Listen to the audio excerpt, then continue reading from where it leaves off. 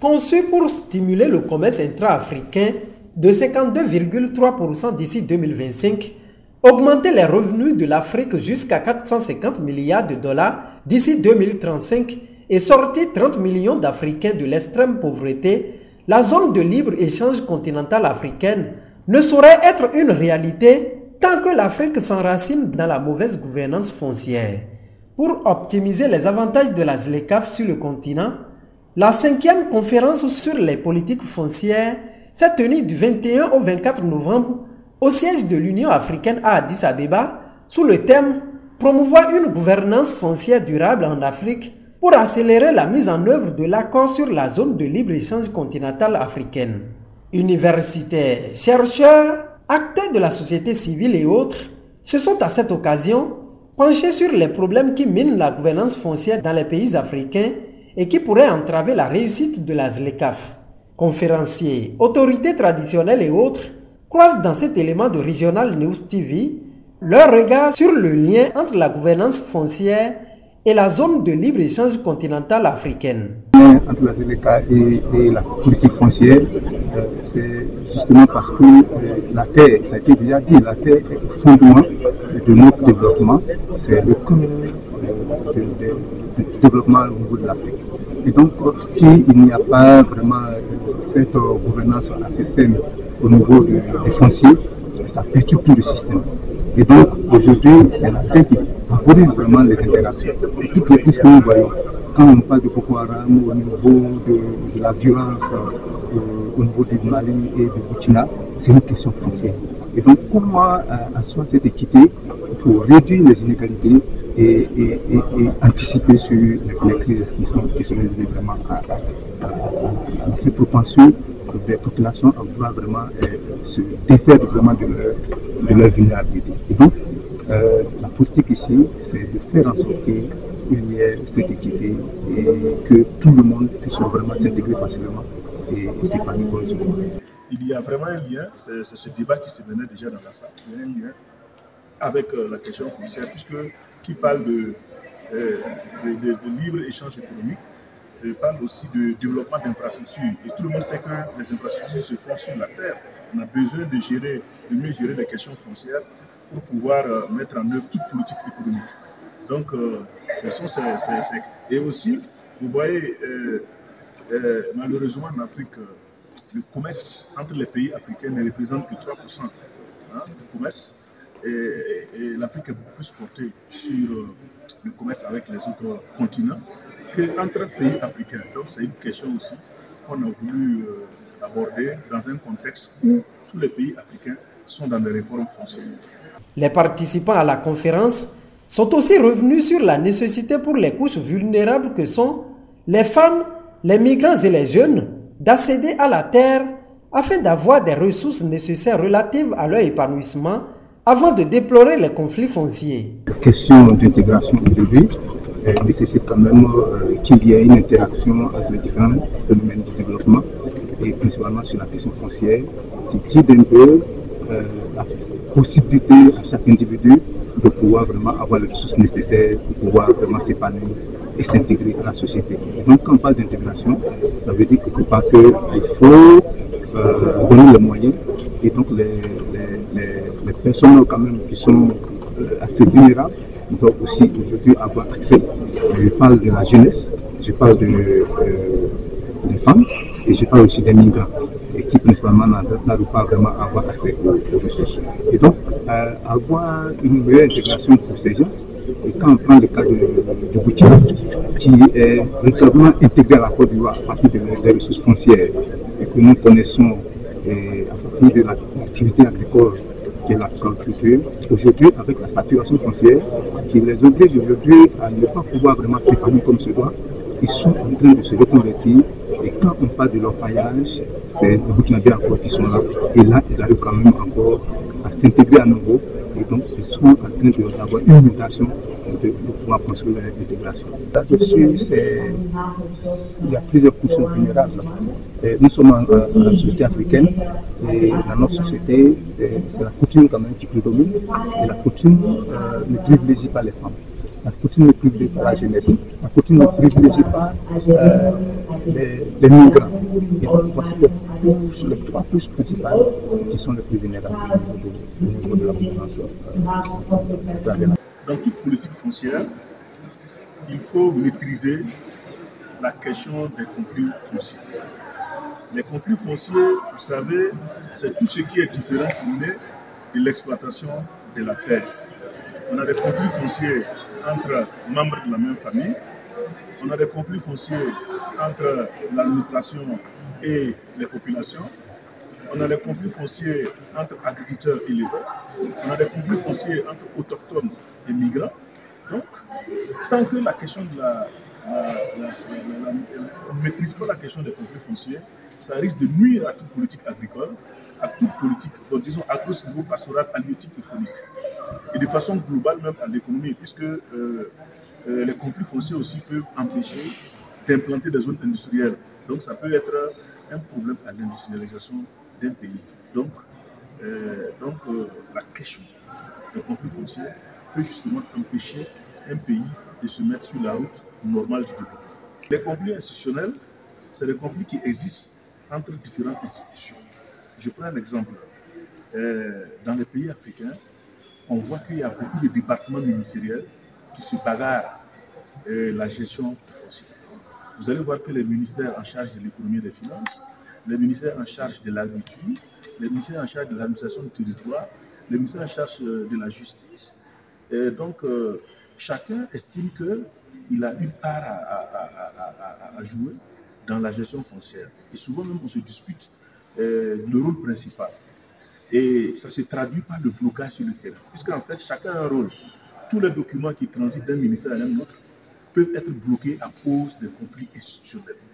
Et c'est l'usager, en dernier ressort, qui paye les pots cassés. Donc, c'est ce type de conflit qu'il faut travailler justement à aplanir dans nos pays. Les réformes foncières en Afrique ou partout dans le monde se font, disons, conformément à des directives volontaires. Et il y a deux principales directives volontaires.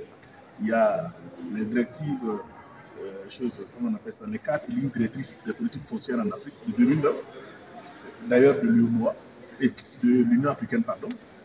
Il y a aussi les directives volontaires pour la gouvernance responsable des terres de la FAO. Donc ce sont des directives qui orientent les pays dans les réformes. Et chacune de ces directives-là a mis en grand plan la reconnaissance, la valorisation du droit foncier de la femme. Voilà. Et cela se traduit par la présence de la femme dans toutes les institutions foncières locales légitimes. Ça se traduit aussi par la délivrance des actes fonciers pour les femmes. Ça se traduit par l'émergence du droit de la femme au même titre que l'homme. Ça se traduit aussi par des subventions au profit des femmes.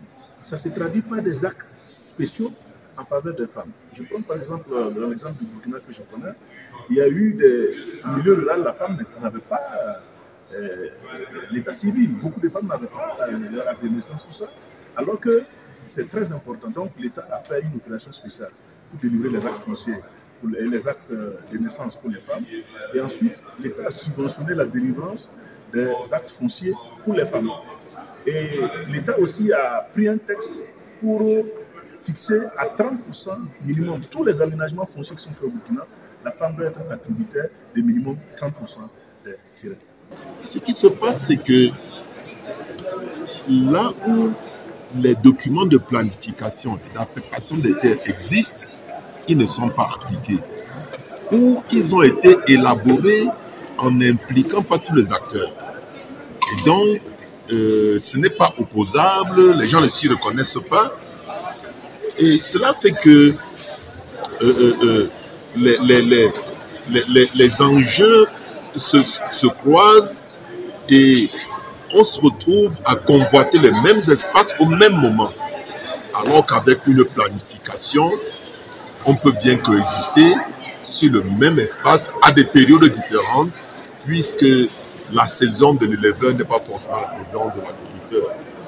Mais malheureusement, il se trouve que ces conflits se font de plus en plus récents Et il y a des défis nouveaux liés au changement climatique qui font que les pâturages se dégradent, les points d'eau s'assèchent et les troupeaux, les éleveurs sont obligés de créer d'autres couloirs de transhumance et de conduire les troupeaux aux endroits où ils ne les conduisent pas souvent. Et ils sont, du point de vue des moyens, ils sont souvent mieux dotés que les agriculteurs. D'où les clashs et les conflits et parfois des morts d'hommes. Parfois ça dégénère en conflit intercommunautaire. Donc, voilà un peu comment cela se passe. Mais en guise de quelques esquisses de solutions, je pense que une des premières choses, comme on l'a dit au moment de la conférence, c'est de véritablement faire en sorte que les outils supranationaux, dont la plupart ont été élaborés par l'Union africaine, il faut que ces outils soient diffusés. Il faudrait que les pays soient sensibilisés sur ces outils, se les approprient et que l'Union africaine se donne les moyens de les faire appliquer.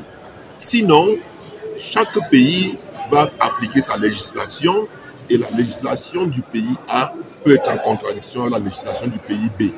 Donc, moi je pense que la première chose serait donc de prendre en compte ces outils-là et puis faire en sorte qu'au niveau des communautés, qu'il y ait, comme a dit un des panélistes, qu'il y ait des arrangements vraiment au niveau communautaire.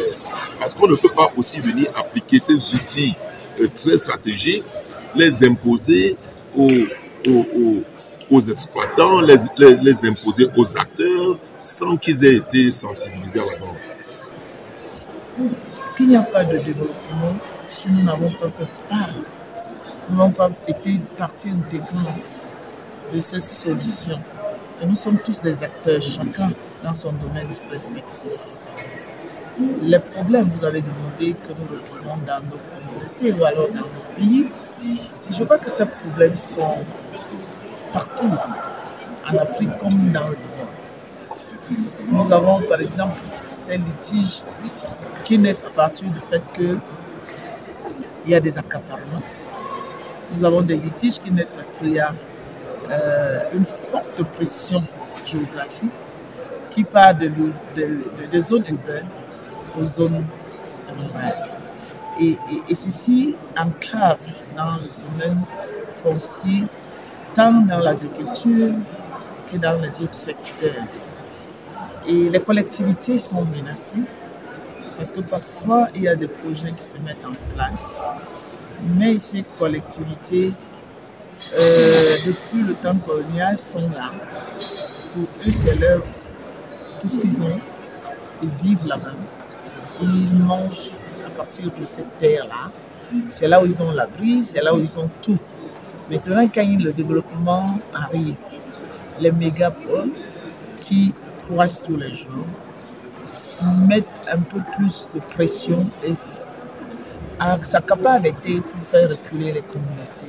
Ça, c'est déjà plein de conflits qui il y a les conflits transhumains où nous avons la pression avec tous ces changements climatiques qui amènent à un moment donné, il y en a qui partent d'une région à une autre. Ce n'est pas seulement un pays, mais il y a des voisins limitrophes d'un pays à un autre. Et ceci amène à se retrouver à un moment donné dans des conflits où non, chacun rentre chez vous, moi je suis chez moi, et ça nous met en porte-à-faux. Si on peut parler des États-Unis aujourd'hui, la question qu'on se poserait, où sont passés les natifs américains? Vous allez les retrouver dans le South Dakota, coincés dans un petit coin, dans une réserve, avec quelle vie? Pourquoi a-t-on occupé les États-Unis, l'Amérique? Ce n'était pas la recherche des mines? Pourquoi a-t-on balkanisé l'Afrique? Ce n'est pas la recherche des mines? La survie du monde aujourd'hui, pour que les puissants puissent être puissants, ce n'est pas toujours les mêmes mines. Vous voulez quelle politique? L'Afrique doit seulement prendre conscience. Si vous ne vous réveillez pas, ça sera une réserve minière occidentale. Nous avons des entités vulnérables naturelles. Alors, quand vous avez parlé, vous avez choisi de parler de personnes. Je dirais les personnes vulnérables ne sont pas seulement ceux qui sont en conflit avec, entre elles. Il y a aussi des personnes vulnérables qui ne savent même pas comment se défendre, qui ne savent même pas à qui s'adresser, qui ne savent pas qu'est-ce qu'ils ont de droit, qui ne savent même pas à un moment donné, se font eux-mêmes marginaliser. Il faut bien qu'il y ait quelqu'un qui vienne leur dire non, vous n'êtes pas marginalisé, vous êtes une personne à part entière et nous pensons que vous avez quelque chose à apporter et nous vous aimons tel que vous êtes.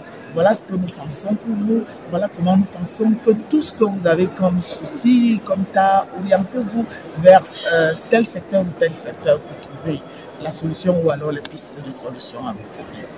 La femme est celle qui a la capacité de se tenir, la capacité de regarder, la capacité d'apporter les solutions parce qu'elle a été fabriquée pour cela, elle a été faite pour donner la vie.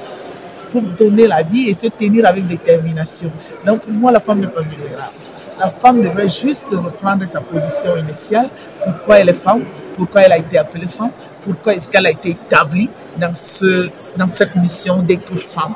Rappelons que la conférence est organisée tous les 2 ans par le Centre africain pour les politiques foncières, une initiative conjointe de la Commission économique des Nations Unies pour l'Afrique, de la Commission de l'Union africaine et de la Banque africaine de développement.